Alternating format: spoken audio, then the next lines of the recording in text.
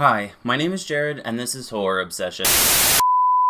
Horror October. Yes, that's right, it's that time of year again. Summer is over, but Thanksgiving and Christmas are still a ways away, so instead we throw on a pullover sweater, savor a warm drink, and watch a horror movie every day for 31 straight days. You know, something a totally normal, well-adjusted person would do. Those of you who followed the channel last year may remember I did a series called Horror October, where I gave a different horror movie recommendation every day for the month of October. You see, in the horror community, there is a challenge lots of fans do, aka devolving into a horror movie degenerate, for the entire month of October, where you watch one horror movie every day for the whole month. In honor of this tradition, I am going to release a new video every day with a different recommendation.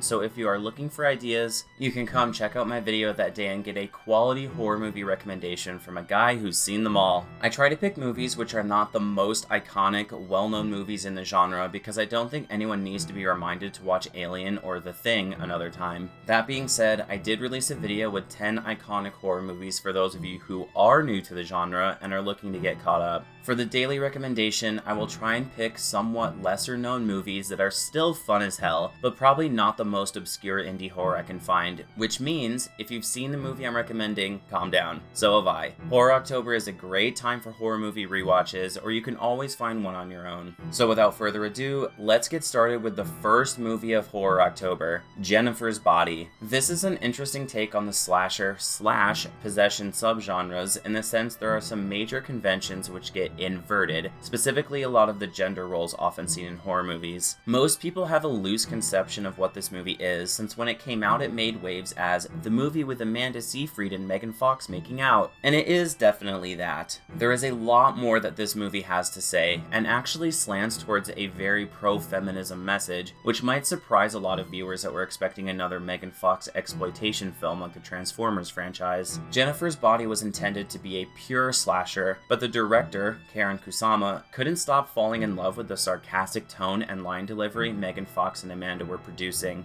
The result is a movie which is such subtle satire and has such dry humor that it gets missed by a large portion of the audience. It has since appropriately garnered the label of horror comedy, putting much of the modern audience on alert for the humor, which hopefully causes more people to pick it up. Because when watched with the right critical eye and expectation, Jennifer's Body is a really well-constructed, well-acted, fairly scary movie that has a lot to say, whether you agree or not. I strongly recommend this one if you've avoided it until now. I think it will surprise you. Alright, there you go, the first movie of Horror October. Come back tomorrow for a movie that will chill you to the bone, and then eat your flesh down to the bone. And don't forget to embrace your horror obsession.